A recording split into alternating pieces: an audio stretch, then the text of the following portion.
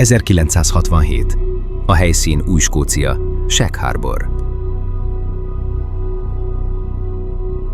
A Shag Harbori incidens az egyik legjobban dokumentált UFO eset, amely hivatalos kormányzati aktákban is, mint azonosítatlan repülőtárgy szerepel. Mégis, ha megkérdeznénk az utcaemberét, szinte senki sem hallott róla. Hogyan lehetséges, hogy egy kormányzatilag elismert UFO incidenst ennyire homály fed? Valóban megtörtént, a hatóságok is tudják. Akkor miért suttogva emlegetjük csak, fél évszázaddal később is?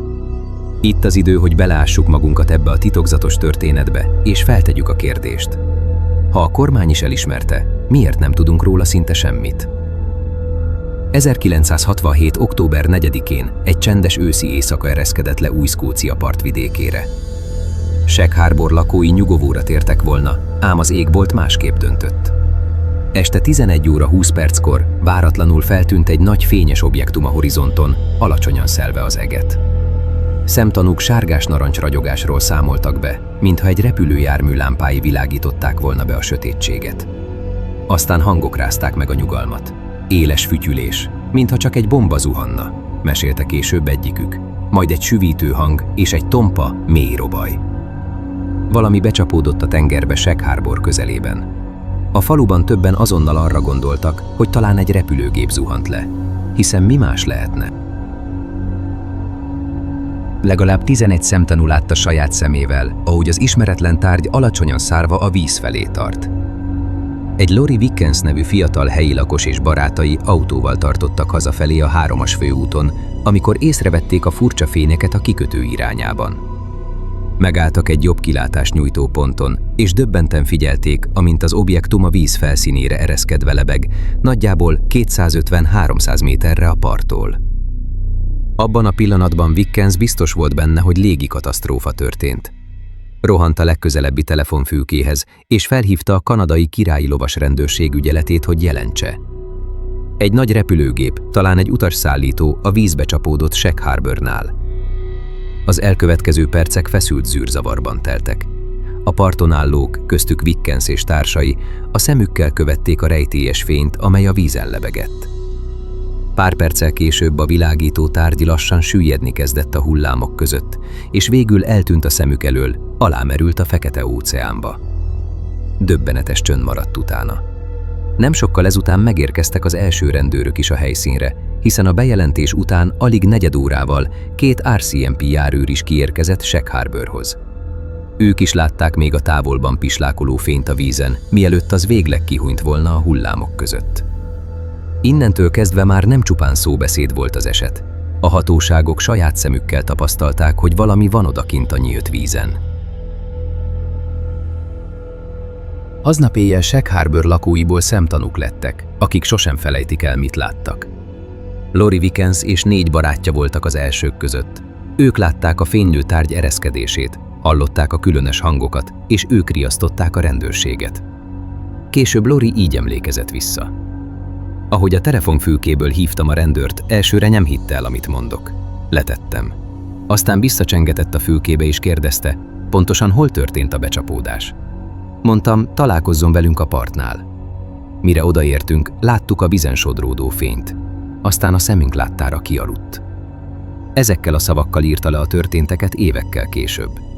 Elképzelhetjük azt a libabőrös pillanatot, ahogy a fiatalok a sötétben állnak a parton, és az utolsó fénnyel is eltűnik a hullámok között.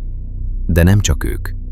Norman Smith, egy helyi tinédzser is észlelte a fényeket azon az estén.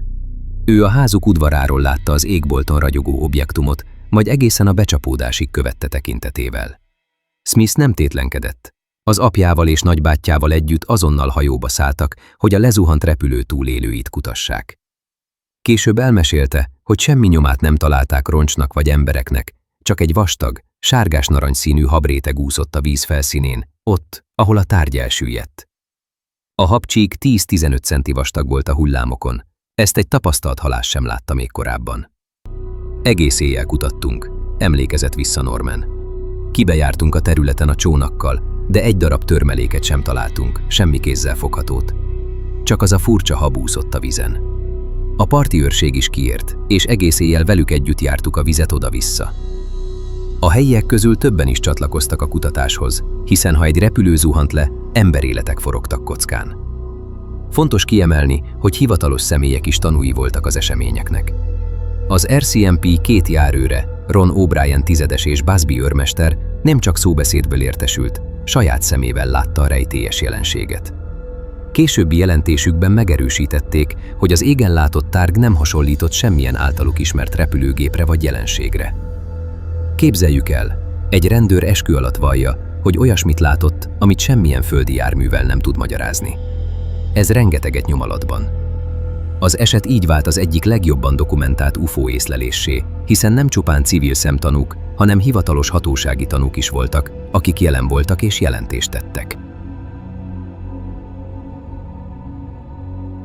Érdemes megemlíteni azt is, hogy nem sokkal korábban, aznap este máshol is történt valami furcsa az égbolton.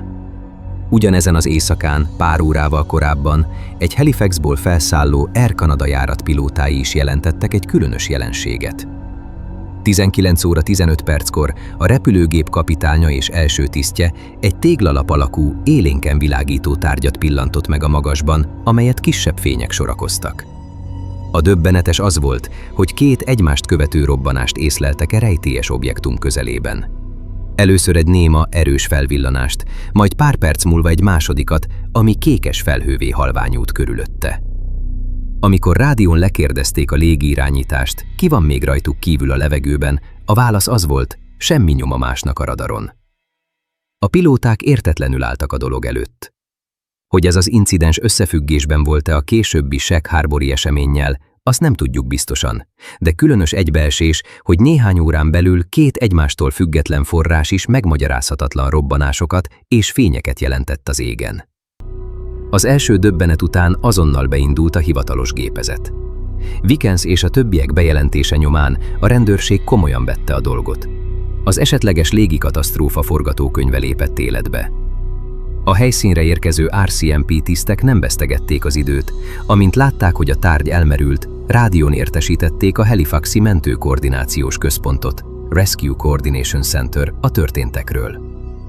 Azonnal azt tudakolták, hogy eltűnt-e bármilyen repülőgép a környéken, van-e folyamatban lévő légi vészhelyzet. Miközben ez a lekérdezés zajlott, már szervezték is a mentőexpedíciót. Mire a becsapódás utáni fél óra eltelt, több helyi halászhajó, valamint a kanadai parti őrség egy mentőhajója is a helyszínre indult, a sötét, hideg vizeken túlélők után kutatva.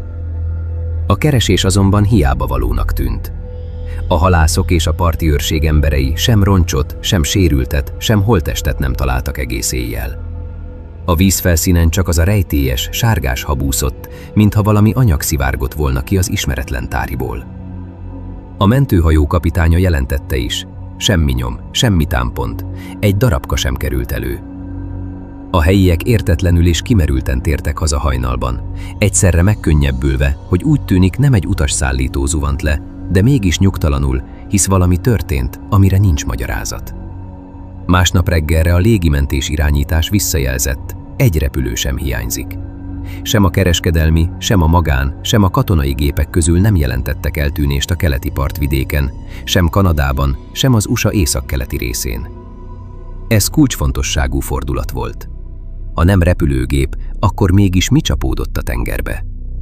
A hatóságokban is felmerült a kérdés, vajon valami más zuhant le, amit addig elképzelni sem mertek? A Halifaxi központ egy sürgönyt, telexüzenetet küldött az Ottawában működő légierő RDESC nevű részlegének. Ez volt az a hivatalos iroda, amely a civil és katonai UFO bejelentéseket kezelte. A táviratban leírták a Shag Harbor-i esetet, és azt is, hogy minden hagyományos magyarázatot kizártak.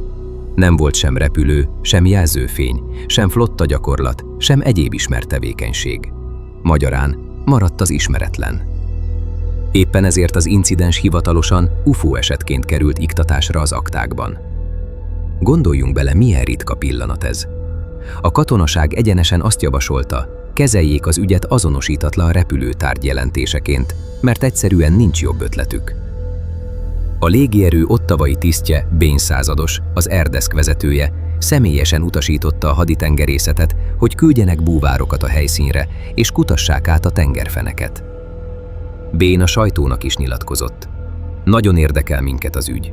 Hetente 100-ával kapunk jelentéseket UFO-król, de a Shek-Harbori eset azon ritka alkalmak egyike, ahol talán kézzelfogható bizonyítékhoz juthatunk. Ez mutatja, mennyire komolyan vették a dolgot abban a pillanatban. A kanadai haditengerészet atlanti flottájának búvárcsapata 2 nappal a becsapódás után érkezett meg Shek-Harborhoz, és 3 teljes napig kutatott a jéghideg víz alatt. A haditengerészeti búvárok módszeresen átfésülték a tengerfeneket azon a helyen, ahol a szemtanúk szerint a tárgy elsüllyedt.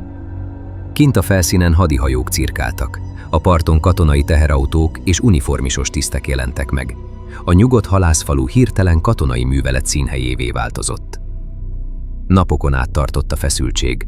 Vajon találnak valamit odalent a homokos medres tengerfenéken? Országvilág arról beszélt pár napig, hogy talán sikerül bizonyítékot találni egy igazi UFO-ra. A búvárok mellett az amerikaiak figyelmét is felkeltette az eset. Az USA-ban épp akkoriban működő Condon bizottság, az amerikai légierő hivatalos UFO vizsgáló projektje szintén gyűjtötte az adatokat a Shek-Harbori jelenségről. Minden szem ezen a kis kanadai kikötőn volt. Ám a 3 napos víz alatti kutatás végül nem hozott eredményt. Sem egy darab fémdarab, sem olajfolt, sem emberi maradvány nem került elő a mélyből. A haditengerészet jelentése szerint nyomát sem találták semmiféle tárgynak. Október 9-én, 5 nappal a rejtélyes zuhanás után a keresést hivatalosan is lezárták. A Chronicle Herald újabb cikkének címe ennyit mondott: leállították az UFO utáni kutatást. Idézték a haditengerészet szóvivőjét: nem maradt nyom, nincs rejtélykulcsa, egy fikarsznyi bizonyíték sem került elő.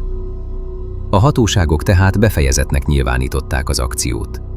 Amit találtak, az a nagy semmi volt, vagy legalábbis ezt közölték a nyilvánossággal. Képzeljük el a helyiek érzéseit.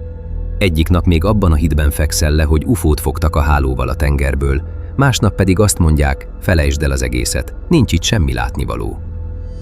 A Shek-Harbori incidens hivatalosan megoldatlan rejtély maradt. A kormányzat lezárta az aktát anélkül, hogy bármilyen magyarázatot adott volna, azon túl, hogy azonosítatlan repülőtárgy volt, amit többen láttak a vízbe zuhanni. Ez önmagában is szokatlan. Egy szövetségi kormány elismeri, hogy valami ismeretlen dolog csapódott be a tengerbe a saját partjainál. És mégis a történet itt félbeszakad, vagy inkább ködbevész. A következő években és évtizedekben a Shek-Harbori eset fokozatosan legendává érett.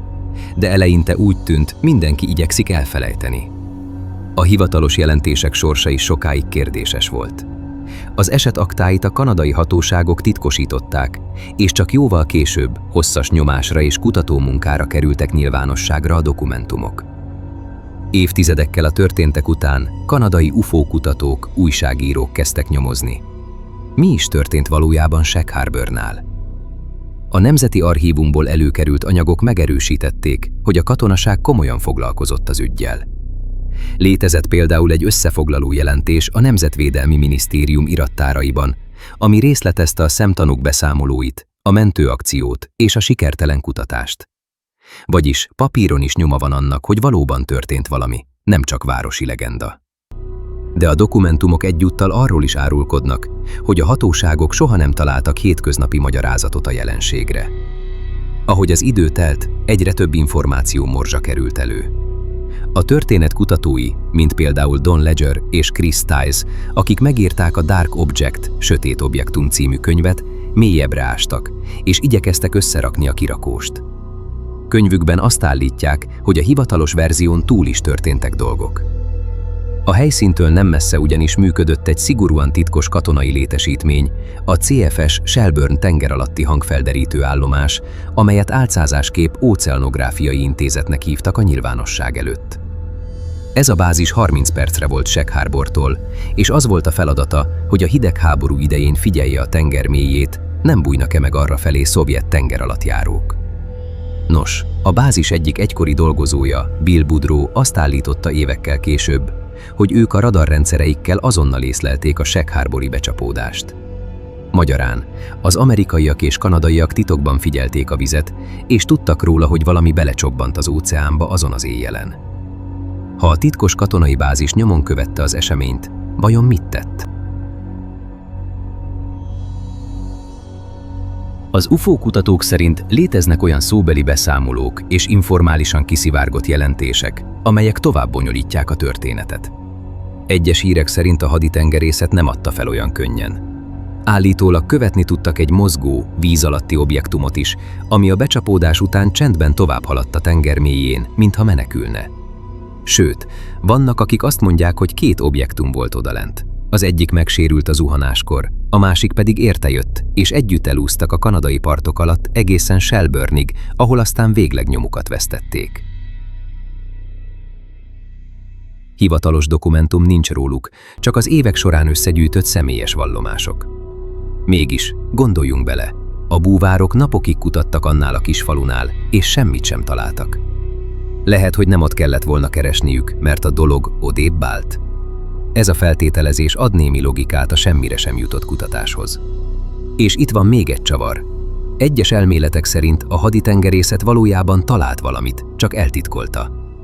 A már említett Dark Object könyvben Ledger és Stiles arról írnak, hogy egy speciális mentőcsapat emelt ki a vízből egy ismeretlen tárgyat, és elszállította a Shelburne-i titkos bázisra. Ami bizonyos, a Shag Harbor-i UFO rejtélye máig megoldatlan.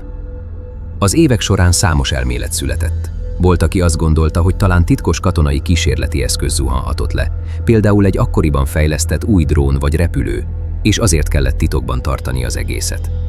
De erre semmiféle bizonyíték nem került elő. Egyetlen hadsereg sem jelentette, hogy elvesztett volna egy eszközt azon a környéken.